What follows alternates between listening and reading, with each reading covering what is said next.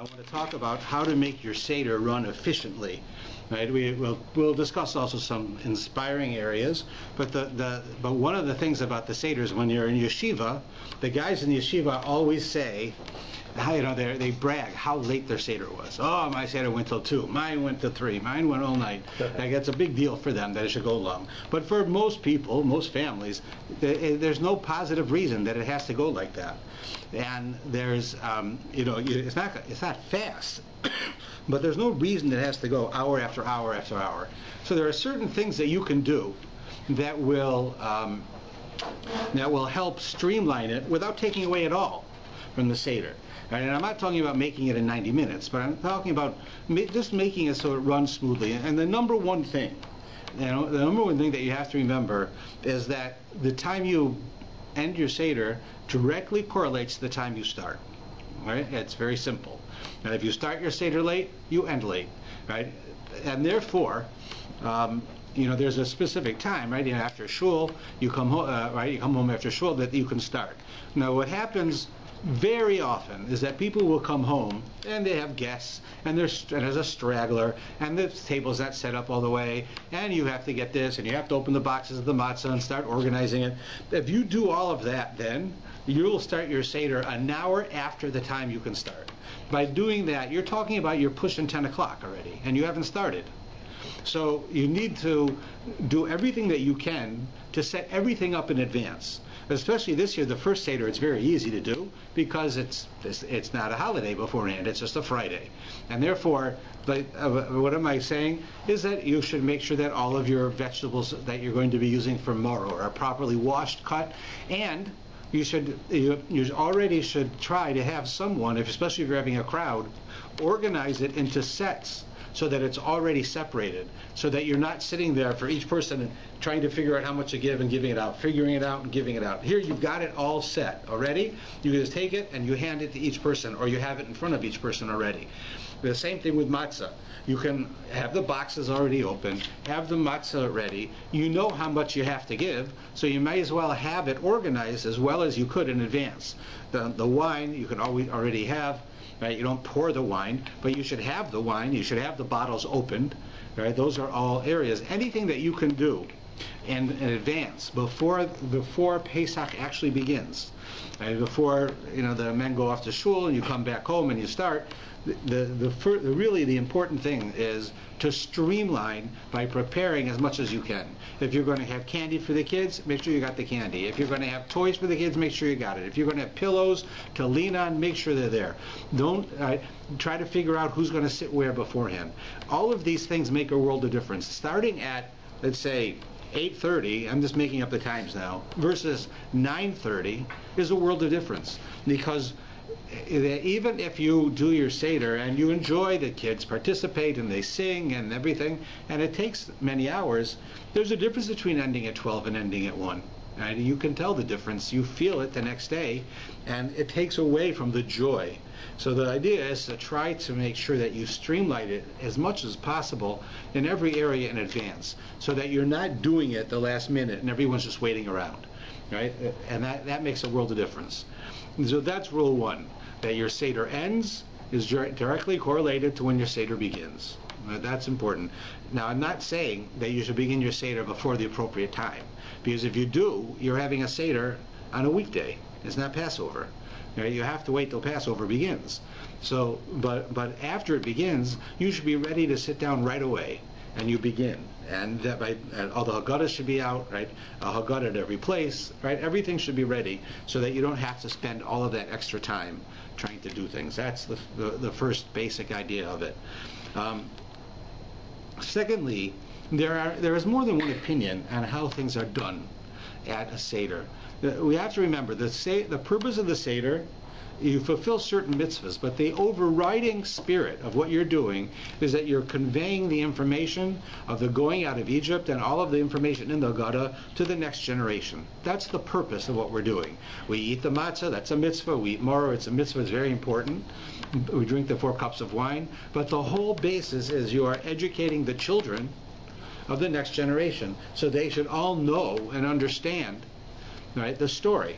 Now, So sometimes you have children and they want to participate, they want to say a Devar Torah, they want to sing a song. That's all well and good. And that's fine. But what will also happen is that you'll have older kids or adults at the Seder, and they'll all want to participate in some way also. And there's nothing wrong with having them participate. But if you allow at every sentence, every part, every person to tell you something that they've read or that they know, you again are going to take hours and hours unnecessarily. Now, I don't say unnecessarily lightly, because when we're talking about the kids, you want them to participate, and therefore that's how they learn. So that's not unnecessary. But with the adults, right, there's two ways of looking at this. One of my teachers, one of the rabbis that I learned quite a bit from, Rabbi Malevsky, he was very adamant that the Passover Seder is not where you go through all of the commentaries and explain everything. He says that's all done in advance. At the Passover Seder, you read the Haggadah, and you have the kids say the 4 questions, you have the kids say something, they can sing a song, but you don't have to sit at the table with every person saying, oh, I learned something in school I want to say, or I learned something myself from the rabbi I want to say. It's not, there's nothing wrong with it if you want to, but it's not a necessity. It does not necessarily show that you're making a better Seder. Because what happens, you go too long with the adults, the kids get bored. The kids get bored, they fall asleep. They get cranky. They act out. And then you haven't accomplished your goal of conveying the message to the next generation. So that's really the important aspect. So certainly you can have a Seder. You have a house, you've got 4 teenagers in your family. You want to do something that entertains and that keeps the teenagers involved. So then you can do what I just described. But if you don't, and you have a few adults and you have some kids, and there's nothing wrong with the adults enjoying it and commenting. But if you allow them all to comment all the time, you will lose the kids. It'll take much longer than necessary, and then you'll end up not enjoying it. Rather, if you really want to do it in a good way, is that you go through the Seder very leisurely and very educationally, and you explain as you're reading it what you're saying. Right? That's perfectly appropriate to do. But if you want to sit down with a group of people and everybody adds comments and talks about this and that and tries to throw themes and ideas, do it afterwards. Do it during the meal. During the meal is, even though the tradition is not to have an enormous meal with 5 courses, everybody does it. There's no such thing of going to a Passover Seder and not having 5 courses, having fish, and then you're having soup, and you have matzah balls, and then you've got the main course, and you have dessert, all of those things, right? But traditionally, what they always used to do is you'd have your matzah, you'd have a piece of meat and some vegetables, right? Maybe a piece of cake at the end, and that was it. You didn't go through all those. Or you had soup and no big main course. The idea is because the main part of the evening is not the meal. The main part of the evening is the Haggadah. Now today, no matter what family you're with, people really do make large meals. Like, and I can tell my wife till Tuesday, do me a favor, don't make a 5-course meal, right? Everyone will be full. No one's going to complain they didn't have food to eat. But if you do it, by the time we finish eating, right, no one's going to want to do the second half of the Haggadah. It's going to be 1 o'clock in the morning already. But it doesn't matter. Everyone does it. I've never been to a house that didn't do it. My rabbis' families did it. Wherever I was, in yeshiva in Baltimore, yeshiva in Israel, they all do it. And so we live with it. But the point is then use that time. The time during the meal that you're eating, you're going to talk.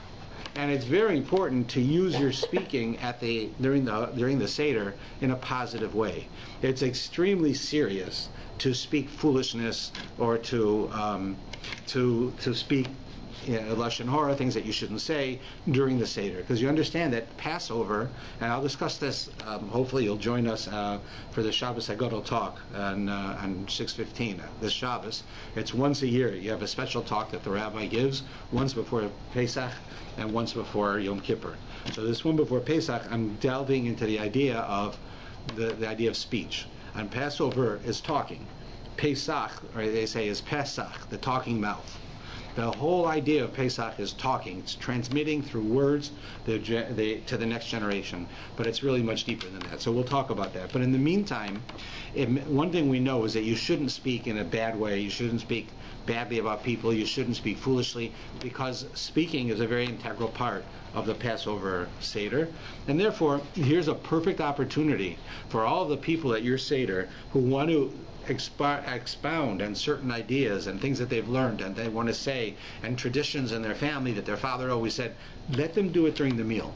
By doing that, the meal becomes filled with Torah, but also it helps streamline the time so that by the time you get to the Afikomen, it's not 1 o'clock in the morning and the kids are gone. And right, you imagine the kids go and steal the Afikomen and then they go to sleep and you can't find it. Right? It's under their pillow or something. Right? You're stuck. So these are just ideas. Like I said, if you want to have a long Seder and you want it to go as long as you want, fine. There's nothing wrong with it.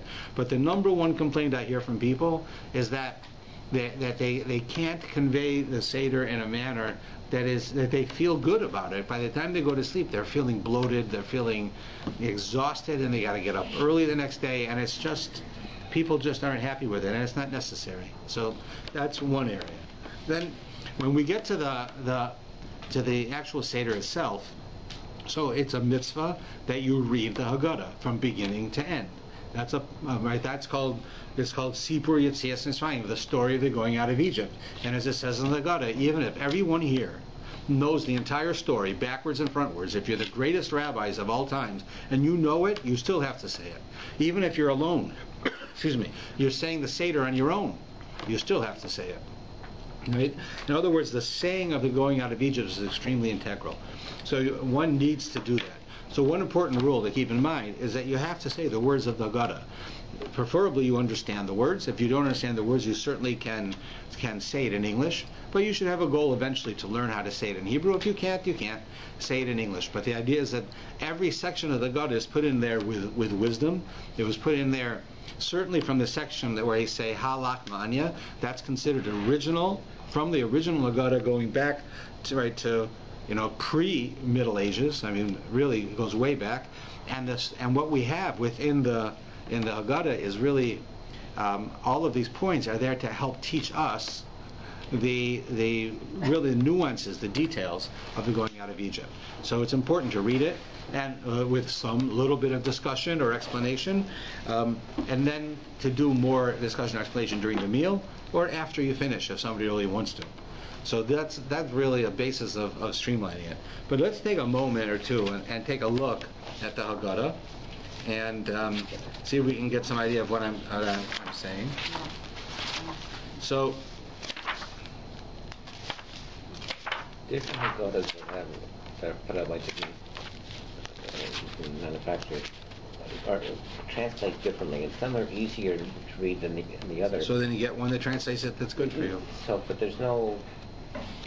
If you're supposed to read the words of the Haggadah and you're getting another translation, which is easy to understand, are you still fulfilling the mitzvah? Yeah. As long as you understand what you're reading. Okay, so here we get to the beginning of the Seder, and I'm taking the long version today, going backwards the wrong way. So here we go. The Seder begins with what's called the order of the Seder. If you open up any Haggadah, the first thing you see, it looks like a table of contents. And that is called the order of the Seder. It has every section in there, right? Kadesh, Rachatz, Karpatz, Yachatz, Magid, Raksa, Magid, right? Motzi, Matzah. It goes through it. It tells you. So some people believe that this section is basically a table of contents. It's telling you what you're going to do. They skip it. And right, there are some people who have that opinion. Other people consider it as an integral part of the Seder itself. And even though this section and a number of pages were added on later, right, they were added on probably in the Middle Ages, this is many opinions do feel that this is a part of the Seder. And one of the reasons is if you count the words here, you will see that it's the same. I believe it's 15.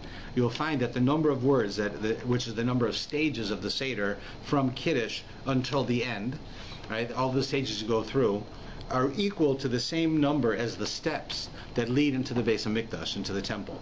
When if you remember, there is a set of psalms that start with the word Shir HaMa'alos. Shir HaMalot or Shir HaMalos, which means songs of the steps. They usually translate it as the songs of ascent, going up, because you're going up steps. But Ma'alot in Hebrew, those are steps. And what you're doing is that when they used to go to the temple, when people go to the Beis Mikdash, as they're walking up the steps, the Levium would stand outside and would sing these psalms. Each one of these songs, there's 15 of these psalms. They're called the Songs of the Steps, and King David wrote them. And they would say this as people entered. The number of them is 15. The steps was 15. The stages here are 15. And there's a direct correlation. The reason that the number is the same is because what we're doing with this section is that we're introducing ourselves. We're coming in. We're entering into the Seder, just like you entered into the temple. And therefore, they're showing you by the 15 steps. The 15 steps of the Seder are similar to the 15 steps that you go up. Right? The word steps being used in two different ways here. But it's the idea. So we begin by saying that. This is also, as I said before, really not part of the original version. We then have the Kaddish, which is Kiddush. So the Kiddush has two purposes. That has one purpose is that it's Kiddush. It's in this case, this year, it's Shabbos and it's Yom Tov. But even on another year where it's not Shabbos, it's Yom Tov. And on Yom Tov we say Kiddush. But we're also having 4 cups of wine, which designate the various ways that God said that He would free the Jews from Egypt and from other dispersions. So you are accomplishing the first cup of wine, and you're accomplishing saying Kiddush, both at the same time. So normally, another important thing to do is that one of the problems that people have is that is the drinking of wine. Because you have to have 4 glasses of wine. 4 glasses of wine for anybody is a lot of wine. However, you have to know the definition of a glass. Right? How much is a glass? So the point is, if you use a regular glass, an 8-ounce, a 10-ounce, a 12-ounce glass, right? Since you have to minimally drink half of the glass, right? You have to drink half of it, and preferably the whole glass. You'll be drinking 50 ounces of wine, right? That's an enormous amount.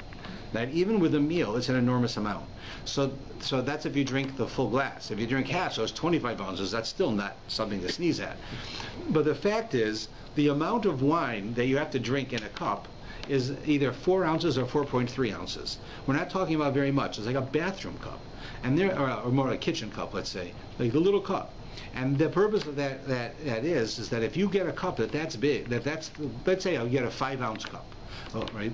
So then what you do is you drink that whole cup. You've then drank 20 ounces, and you've fulfilled the mitzvah to the most extreme that you can, because the minimum is you have to drink half, but it has to be 4 ounces. So if you have a 5-ounce cup, you've got to drink most of it anyways. I mean, if you drink it all, which is the most preferred way, so then you've only had 20 ounces over the course of the night. Now that's not nothing, or 16 ounces actually. That's not nothing, but understanding the first cup is Kiddush. By the time you get to the 3rd and 4th cup, you've had a big meal, and it's hours later. So it's a bit better, but it's certainly better to drink 16 ounces than it is 40 ounces. Right? Yes, Wes? Is this way too big? Well, what's it say on it? How many ounces? It doesn't say. Yeah, it must say There's something. about 5 ounces. That's 5 ounces. It says it. So you measure it. It's certainly bigger than it has to be. But since the opinion is that you drink half the cup, so I would venture to guess that those are not more than 9 ounces. And therefore, if you drink half of it, you've fulfilled the mitzvah, and you fulfilled the mitzvah well. Right? If you had smaller cups, then you would be able to fulfill it to the most stringent opinion, which is to drink all the wine. But you don't have to drink all the wine. You have to drink 4 ounces, and you have to drink half the cup. I suppose to drink it like all the way, one gulp, or can you? It's preferred to drink it all at once. And if you can you do it in 2? Then you don't. You drink it in more. What? But you're still yes to the mitzvah? Yes. Okay, so there's people that are like, no, I'm not drinking wine. It's not my thing. So, is there any other solution other than wine?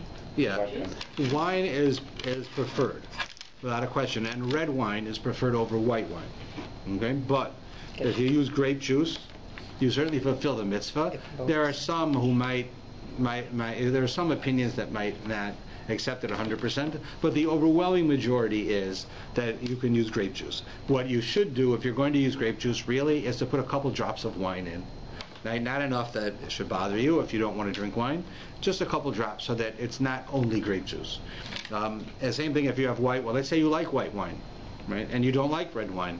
So put a couple of drops of red wine into your white wine. It might not be perfect. It won't be for for a gourmet, right? But it's for, you're able to accomplish having your white wine with it, because it's really preferable to use red wine, and it's preferable to use wine. But if you don't have wine, you can use grape juice. Does it matter use a course or no? A coast instead of what? What else would you use? Your hand? Glasses. Same thing. Okay, so there's no. Right. Yes. What time does the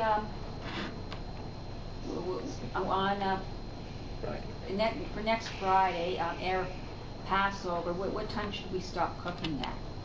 Well, before sunset, considerably. 6 o'clock? Right.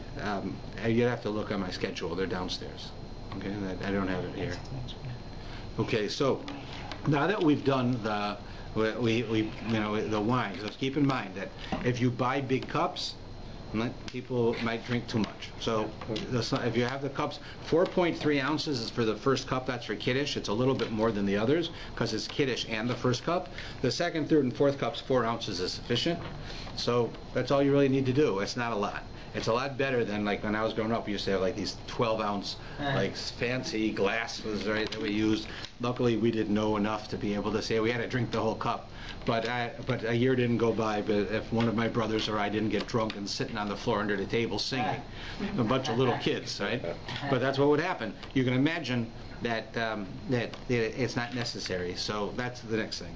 Now, in reverse to this, when you get to the other parts of the Seder, which we'll get to later, but I'll mention it now, like the matzah. So many people don't realize that whenever the Torah gives you a mitzvah, it defines how much. Right? There's a definition. Like when I say to you have to have wine for Kiddush, it defines what is wine and what is the amount. There's a definition. Right? So that's why I said 4.3 ounces is the definition of wine. So same thing with matzah. If you're going to fulfill the mitzvah of eating matzah, there is a certain amount you have to eat. You can't just take a taste. So you can look into the Haggadahs. They'll give you the amounts. There's what they call there's a kazayas, there's a kabetza. A kazayas means it is like the size of an olive, but a Talmudic olive was the size of our eggs. Okay, where that's something the size and density of an egg would be how much you'd have to eat if you had to eat that amount. Kazayas, if it's called a kabetza, which means it's the size of our egg, it's twice the size of our eggs. Today, their eggs were larger. So the idea being that if you eat matzah, so for instance, the mitzvah of matzah, you'd have to, if you use the handmade round matzahs, you'd have to eat approximately half of one. Right? Sometimes 3/4, depending on how thin it is or what opinion you follow, but it certainly is not a taste. Right? So while the wine, most people drink too much, the matzah and the moror as well, people often eat too little. So you have to eat a certain amount to fulfill the commandment. So the matzah of a kazayas, that's approximately half a matzah, maybe 3/4 with some of them. With moror, right? Also, if it's a kazayas, and it depends what you use. If you use romaine lettuce, which is very common, then romaine lettuce, right, you'd have to do about an 8 by 10 square area with the romaine lettuce. Now that's not an enormous amount because romaine lettuce spreads out. So you're talking maybe 4 pieces, something like that, of normal size. That's considered the amount you need for moror, right? And another thing that people do the opposite with is charosis.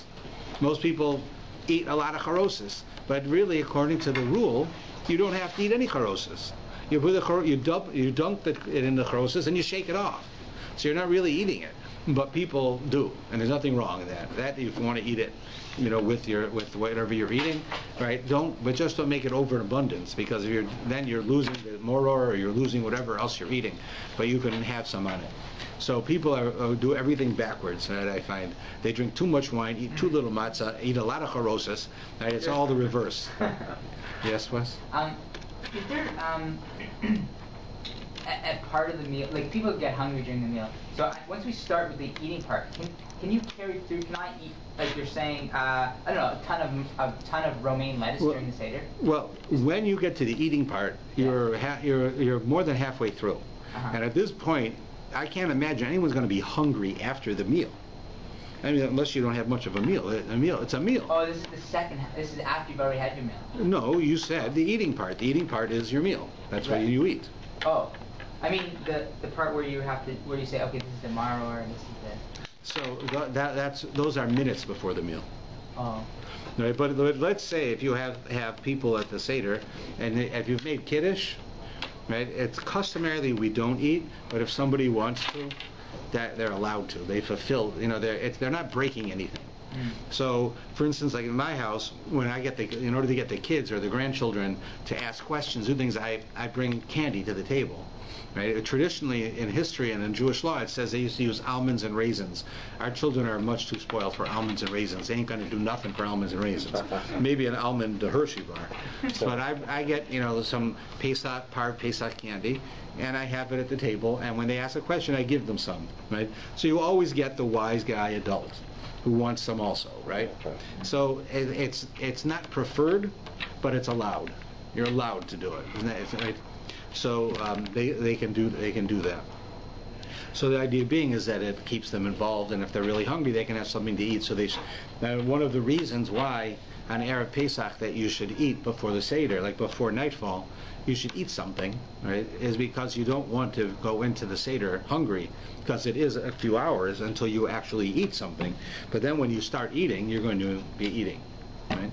So that's really it. So you're allowed to eat if needed, but if you don't need, you shouldn't. Now remember also that one of the things I haven't talked about was the idea of leaning.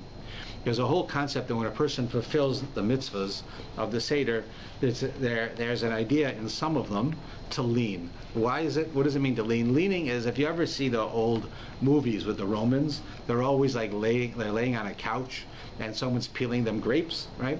The laying on the couch is probably the only part of that movie that's got any accuracy. And that is because the way people used to eat back then is that they used to recline on a sort of like a couch, and they'd have a little table, a personal table. And if you wanted to eat with someone, you'd have their couch going this way and your couch going this way, so that your heads were across from each other, and you'd have your own little table and you'd eat that way. And that's how it was done then. That was the custom in the days of the Romans, that they would eat like that. So who would eat that way would be the royalty, right? Not the poor people. The royalty would eat like that. So on Passover, you'll notice that during the Seder, we go between rituals that symbolize slavery and rituals that symbolize freedom. For instance, the moror is slavery, right? The wine is freedom. Right? That's a basic idea. So when you're eating the moror, because that's slavery, you don't lean. You eat it any way you want to. But if you're going to have the wine you're supposed to lean like they did. That's why it talks about having pillows, because you lean on the pillow.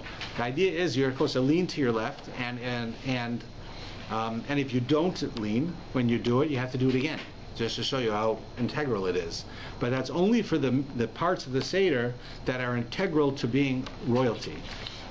Some people will lean during the meal, and that's perfectly fine if they want to, but you don't have to.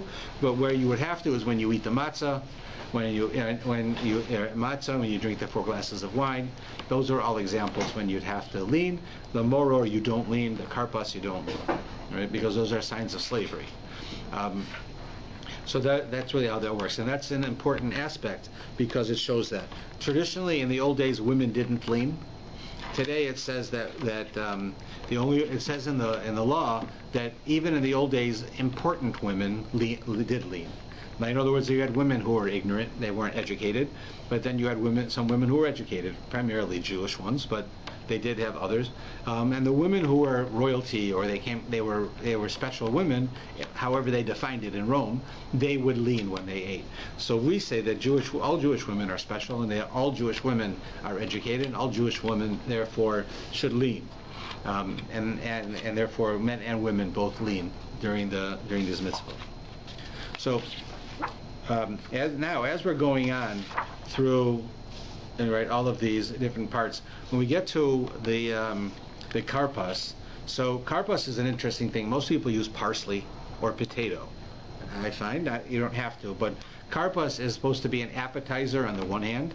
On the other hand, it's supposed to remind you of the hard work that the Egyptians put us through, because the word karpas right, is backwards is samech and then perach. Perach means hard work.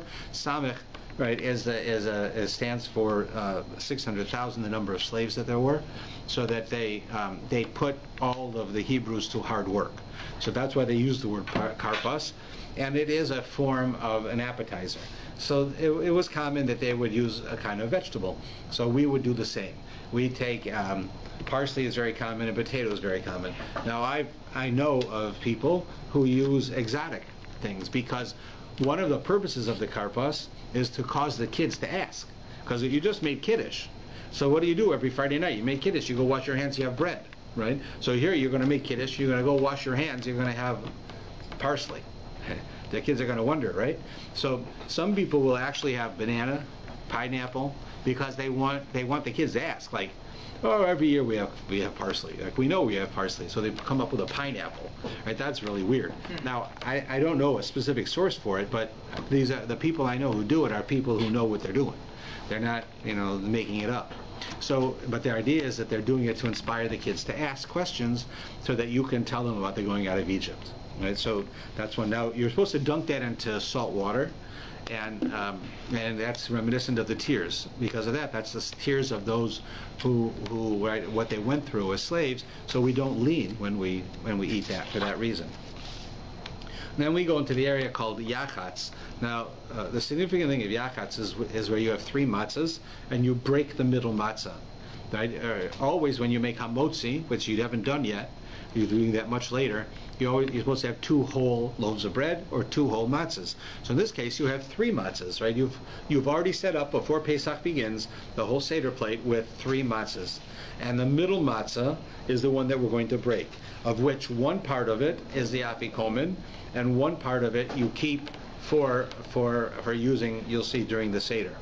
The part that's the afikomen, here's where we begin depending on your custom, where the kids will be very quick to get involved. They'll either steal the afikomen or they'll search for the afikomen, depending. There's 2 customs. One custom is that you hide it.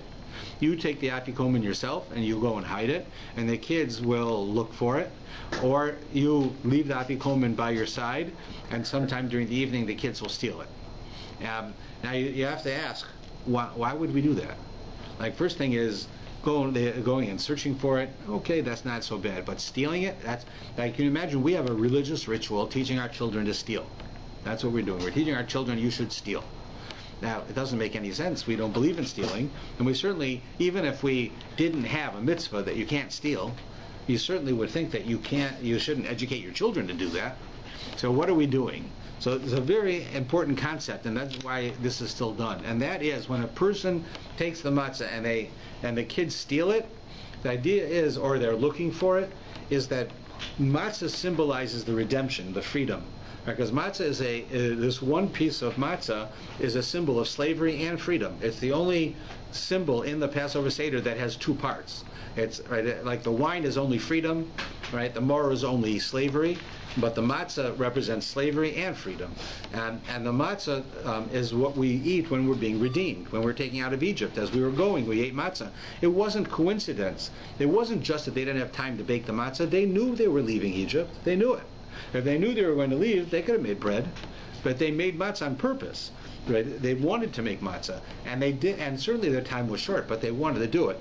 Therefore, what we're saying is that the matzah is a symbol of redemption, and therefore, when we hide it, what we're telling our children is the redemption, the Mashiach, is going to come. We don't know when. We don't know. God's hidden it from us. And the symbol of that God's hidden it from us, is that we hide the afikomen, which is the last part of the Seder, right? It's the end, just like the Mashiach is the end, right? But we don't know when he's coming. So you hide the matzah, you hide the afikomen, or the kids steal it, so that you don't know where it is, they don't know where it is. The idea is that it's like the Mashiach, that we don't know. So you're teaching them that. Yes? What I was told, that once the new temple is being built in Israel, there won't be any Passover. There won't be any Passover anymore. The only holidays will be Purim. Well, we'll wait and see. Yeah, it's really, there's too many opinions and too many things to understand. I would think that there probably will still be the sacrifice of Passover, but maybe not. We'll wait and see. When you call me when it happens, and we'll talk about it. Okay. All right? Yeah, because that's what Wesley was saying. Yeah, there is such an opinion.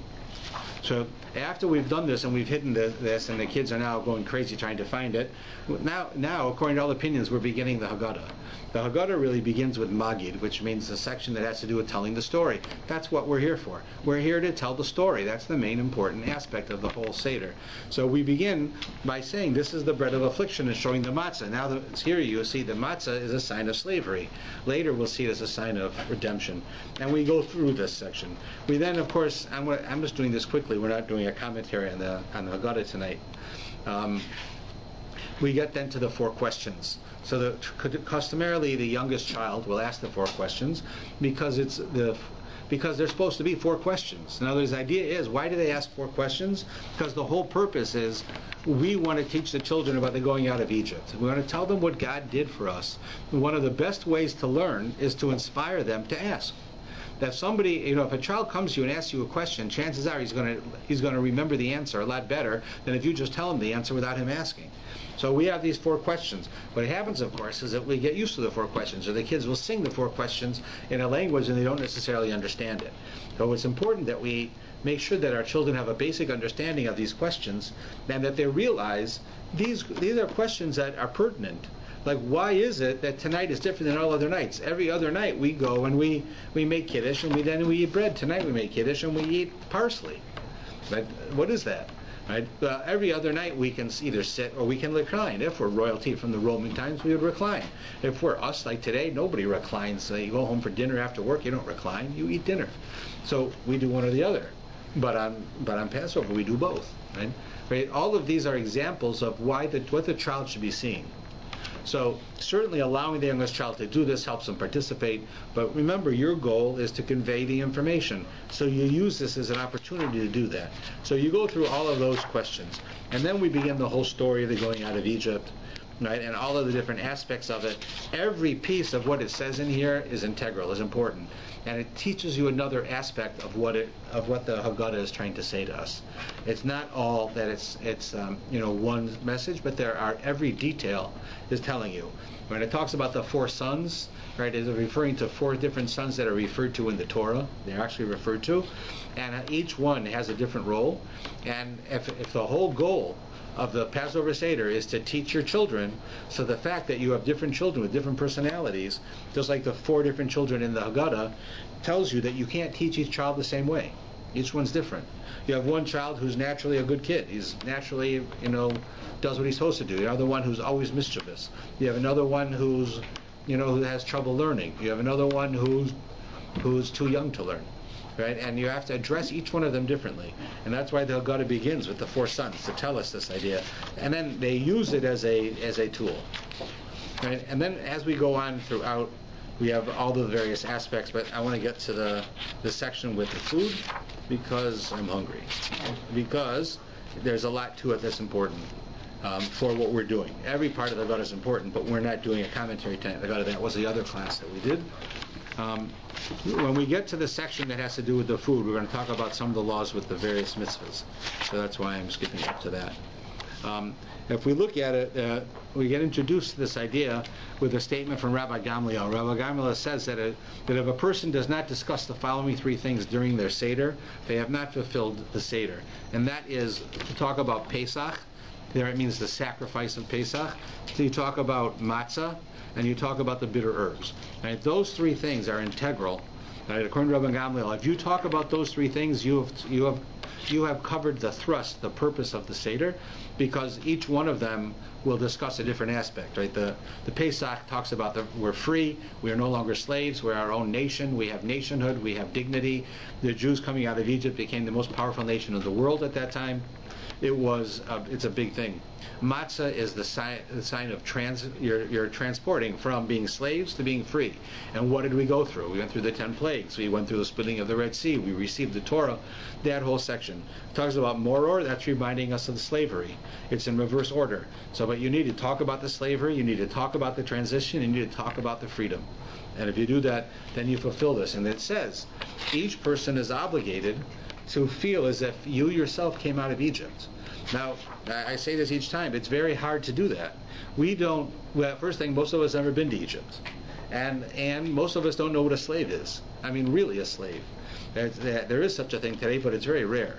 And nevertheless, we're obligated to feel like we ourselves were slaves in Egypt and God took us out. Me, every one of us. Not that, I'm not talking figuratively. It's literally. In order to feel that you've done the Seder, you have to have that feeling.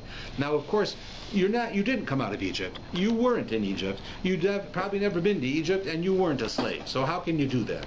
So the idea is to use the Seder and the entire feeling that's coming across through these things that we do, you should feel the freedom of coming out of Egypt. Not that you necessarily have to feel like you came out of Egypt. You're not going to. But you have to feel that concept of going from slavery to freedom. Right? It's just like, a person, let's say you have a man, a family man, and he loses his job. He feels an enormous weight on him. He feels horrible. He feels, he's lost his dignity. He's lost a lot of himself because he doesn't have a job. He can't support his family. Suddenly this goes on for 2 weeks and he gets a job.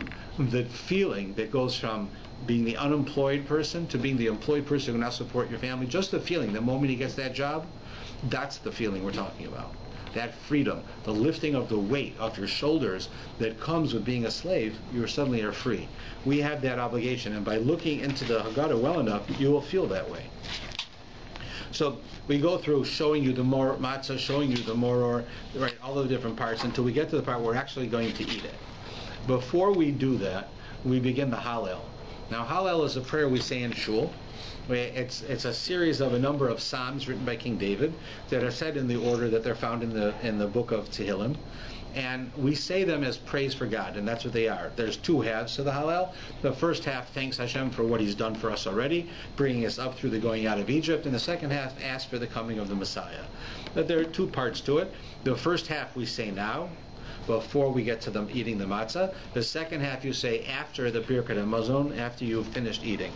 And what that tells you, by splitting the Hallel in half, is that everything in between is also holy. That means your meal, you have to be careful that your meal should also be holy. It's not a time to make fun of people. It's not a time to gossip. It's a time to keep elevated during the meal, because it's integral. It's a part right in the middle of the Hallel. It's like, you can imagine I'm going to get up and I'm going to give a speech. In the middle of the speech, we stop and we do something. It better be that what we're doing is tied into my speech, or no one's going to remember what I said when I finish it. So this is integral to it. So after we say the Hallel, we now get to the part of eating the matzah and all of the various mitzvahs of what we eat. We have another glass of wine, right? And then we get to wash our hands and have the motzi. Right? Here you're going to have the two matzahs that are left, and you're going to make the hamotzi on it. Now, you are fulfilling two things when you make the blessing of hamotzi, and you do that by making two blessings. One is hamotzi, then there's a blessing on the mitzvah of matzah. So you are, number one, beginning your meal with bread. In this case, the bread is matzah. That's how you begin your meal. The second part of it is that you are fulfilling the mitzvah of eating matzah for the first time, right, this year. So therefore, you go on the one hand, and you're going to have a taste because you're starting your meal, and the second part is you're filling the matzah. Therefore, you have to eat a certain amount, as it says here in this book. It says you have to eat an amount of matzah equal to the volume of an egg. Right, since it's usually impossible to provide a sufficient amount of matzah from the two matzahs that everyone had. Right here, you had two matzahs that you made a motzi. Usually, everybody has a big seder. Right, very few people have a seder with 2-3 people. So you never have enough in those two matzahs for everybody to have, because everybody's got to eat at between a half and 3/4 of a matzah. Right, that's only going to give you enough for 2.5 people. So that's why before your seder starts, get your boxes of matzah ready and separate out pieces that each piece is a kazayas. A kazayas meaning that you take a matzah, you break it in half, right, or break a piece off, and at either 2/3 or a half of that matzah you should be ready to give to each person, so they can all have it and they can eat right away. You don't have to eat fast, but you don't have to waste time getting it to them. So be ready to do that. Right? After we do that, we then go to the next part, which is the moror. So the moror is the same idea. Make sure you have your moror ready, already checked, cleaned, ready to go, sitting out, and the best thing would be to have it already divided up into sections for each person, so that all you have to do is say, okay, we're going to do the moror. Boom, out comes a plate. Everybody just grabs one section that's been separated for them, and they've got their moror. And then we make the blessing on the moror. You eat the moror. Then we have what's known as korach. Korech is actually, we call it in my house, the Hillel sandwich, because it says Hillel used to do this. So it's like a hero sandwich. And what did he do? He used to take matzah, and he used to put moror in between the matzah, and he used to put a little charosis on it.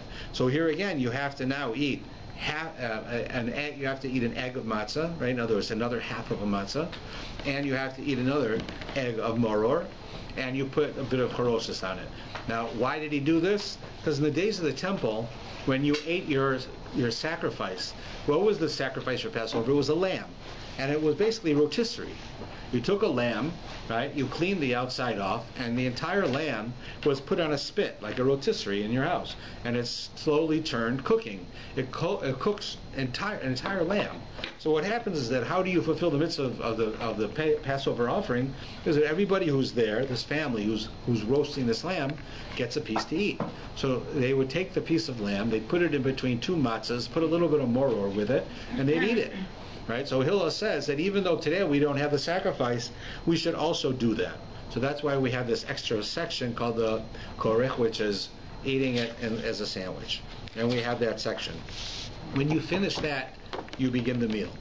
Okay? The amount of time you take in the meal is going to have a direct effect on what time you finish. So keep in mind that the meal it's nice, and you're with family and you're with friends, and there's nothing wrong with having a nice time and enjoying yourself. But if you want to try to streamline your Seder, use this time for everyone to say their commentaries. Everyone to say, I learned this in school, I learned this here. The kids, you could have them do it throughout because you want them interested. But the adults and other people who are going to say things and go on and on and on with stuff, let them do it now. Right? Because you're going to take time anyways. Go from the soup to the main course is going to take time. So do it. Yes? So you can eat lamb during Passover as long as it's No. kosher? No lamb during Passover? No, we don't. We don't eat it at the Seders. No, not at Seder's, but during like... Yes, you can have any meat that's kosher that you'd like during Passover, just not at the Seder. Well, at the Seder, the meat, the roast beef, No, the meat should not be it has to be cooked in a special way. You can't use dry roasted meat. You have to use wet roasted meat, and it's preferable to use poultry because you don't want anyone to think that you're actually eating the sacrifice. Because you're not. We don't have the sacrifice. I have a recipe that I'm going to make for roast beef. I'm going to cook it from frozen, put dry onion soup mix on, and add water to it. Okay. That's okay? As long as it's wet. It's cooked with wet. It's not cooked dry like you would in a rotisserie. Then it's okay. Okay, so now we've gone through all of the parts. The last part before we bench, this is very important, don't forget the afikomen. I'll bet every one of us have done it one year. You finish the meal, right? Okay, everyone, it's time to say Birkat HaMazon. We got to finish the rest of the Seder. And what about the potatoes? They have what potatoes? No, like they're going to have it at the Seder. You can have them any way you'd like. But the meat, correct. Right. So when you get before Birkat HaMazon, you have to do the afikomen. Right? This is where the negotiations start. So, whatever you do with your kids to get your afikomen back, you have to have it. You need it. It's important. So you get the afikomen back. You then have to eat another kazayas of matzah with the afikomen. So since, of course, the afikomen is only half a matzah, you break off pieces. Everyone gets a little piece of the afikomen and a big piece of another matzah. So at this point already, you've eaten probably close to 2 matzahs. That's without the meal. Keep it in mind, okay? When you're eating, keep that in mind. And then you have Birkat HaMazon, which included in Birkat HaMazon is your 3rd glass of wine. Because during Birkat HaMazon, you hold your 3rd glass. At the end of it, when you finish, you say the blessing on the 3rd glass of wine, and you've then finished 3 out of 4. We get to the end section, which is primarily the Hallel, as we said. Right? You have the cup of Eliyahu, then you have the Hallel. Now the cup of Eliyahu is it's a cup of wine. The purpose of it is there's an argument in Jewish law if you should have 4 cups or 5 cups. We know that you have 4 cups on Passover, but the reason you have 4 cups during the Seder is because each cup represents another word that's in the Torah that stands for freedom. However, the quote in the Torah actually has 5 different forms of freedom. So they say, well, how can it be that we're only going to do 4 when there's actually 5? So it says, we don't know. So we'll ask Eliyahu when he comes, he'll tell us. So we take a 5th cup, we put it on the table, and when Eliyahu comes, he'll tell us if we should drink it or not. If he doesn't come, then you don't drink it. But if he comes, then you'll drink it. So that's why it's called the cup of Eliyahu, because he's supposed to come, right? Of course, every family has their stories that he came late at night, no one saw him. They sort of mix up Santa Claus stories, but it's certainly not the case. The idea is that Eliyahu does not come to everyone's house every year. He comes before the Mashiach comes, and we're supposed to add that 5th cup. When you don't drink the 5th cup, you leave it there, and it's there for if and when he comes. So after that, you finish some of the more prayers, some more of the Gada, and then you get to some of the famous songs, right? And you include the songs. There are many reasons that the songs are at the end. Before you get to it, you have the last cup of wine, and then you sing Chadgadya about the goat. You sing all the Adirhu, all the different ones. It's really put there because of 2 reasons. One is, if the children have been up this long, right, and you're already this late in the Seder, you want them to finish it with you, so you sing the songs, because they like to sing, they like to participate. The second one is that there's an idea that after the person finishes the Seder, and pretty much when you finish the 4th glass of wine, you're pretty much finished with the Seder. If you look, then first paragraph afterwards, after you've had the wine, says, the order of Passover is now concluded. Right? That's the first paragraph. So the rest of it is good to say, it's nice songs and so forth, but you've really finished it at that point, and it's good to include them. And that's because there's a concept that a person should be involved with telling the story of going out of Egypt all night. You finish your Seder, you sit down, and you can still do the whole night. That's why if you look earlier in the Seder, it says that the students came to the rabbis who were sitting in Bnei Brak studying Torah. It says, right, telling them going out of Egypt.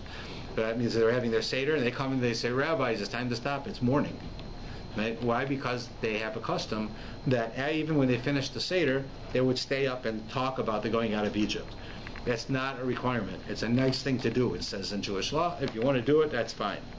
But you don't have to. And really, at that point, we get to the conclusion, to the end of it, going through all of the songs and the different ideas and so forth, and you've pretty much concluded the Seder. So again, the idea is the main purpose of the Seder is to convey the information to the next generation. The way you do it is by reading the Haggadah. All right. The way and there's a rule in Judaism that we understand is that any mitzvah that has an action with it will stay with you much longer.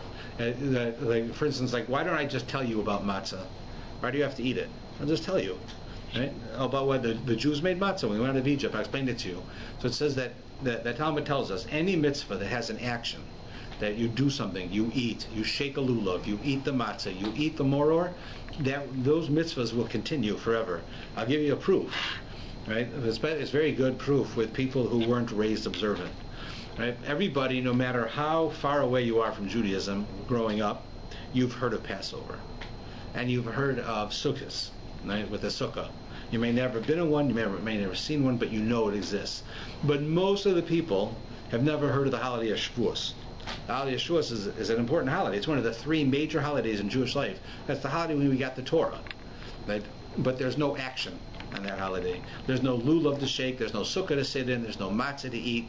And because there's no action involved with it, the world forgets it. I know, it's extremely common. People have no idea that there's such a thing as a holiday of Shavuos. And it's as important a holiday as Passover. But people don't know. And the reason they don't know is because there's nothing to do. On Shavuos, it's a holiday of resting. That's what you do. We have a custom to stay up all night and learn, but you don't have to. There's really no action. There's no matzah, like I said. There's no lulavs. You just have it, and that's why people don't remember. So it's very important that in the Seder you do the actions, and that's how we can carry on from generation to generation. I'll close with this. Everyone knows that there's no question. I don't have to ask you if you do more work for Passover than probably any other holiday, right? The cleaning of your house, the buying of the food, the preparing, everyone to some extent dreads it. Passover's a month away. Passover's a week away. Passover's 2 days away, right? You always hear that. But then if you go to somebody in November and you ask them what their favorite holiday is, 9 out of 10 people will tell you it's Passover. The same people who tell you how hard it is, but the reason that they like it is because it's hard. Because you're doing things, you're involved with it, you're cleaning your house. I saw it firsthand myself. One year, in a couple of years, I was asked to come and lecture at the Passover hotels. Now, since I've been a rabbi, I don't think it's appropriate the rabbi should leave for Passover. I should be here. But even when I wasn't working as a rabbi in a synagogue, they would ask me, so I decided I would go to one. And it was a beautiful one. Like I always say, I'm never going to go to a Passover hotel that I can afford, because if I can afford it, I don't want to go there. It's not going to be so good. But I was invited to teach at one that was like, back then it was like $4,000 a person. This was 15 years ago. Right? It was big money. And it was in a beautiful hotel, and the food was like having a wedding meal at every meal. The breakfasts were like, you can't imagine. The food that they had there and the entertainment that they had, and the hotel was a 5-star hotel. It was wonderful. And I hated it because I didn't celebrate Passover that year. I didn't clean my house. I didn't get ready. I didn't put on my kittel and be tired, and it didn't happen. You just went, you were rested, you slept, you had your Seder, you went to sleep.